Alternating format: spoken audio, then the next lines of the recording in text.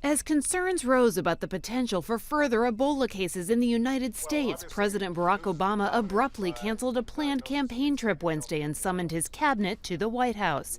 In remarks following the meeting, the president vowed his administration would be much more aggressive in its monitoring of Ebola. What we've been doing here today is reviewing exactly what we know about what's happened in Dallas and how we're going to make sure that something like this is not repeated.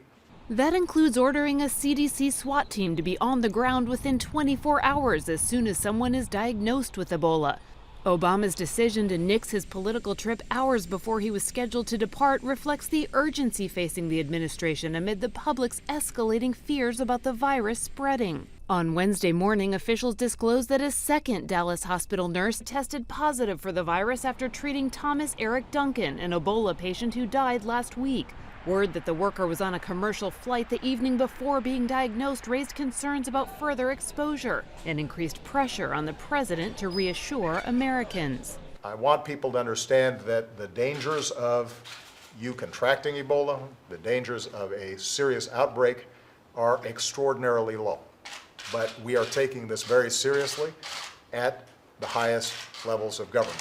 Obama had planned to travel Wednesday to stops in New Jersey and Connecticut in what was going to be his first major campaign event this fall. The White House said the trip is just postponed to a later date, and it said the president will continue to postpone travel plans as necessary to deal with the widening Ebola crisis. Kelly Daschle, Associated Press.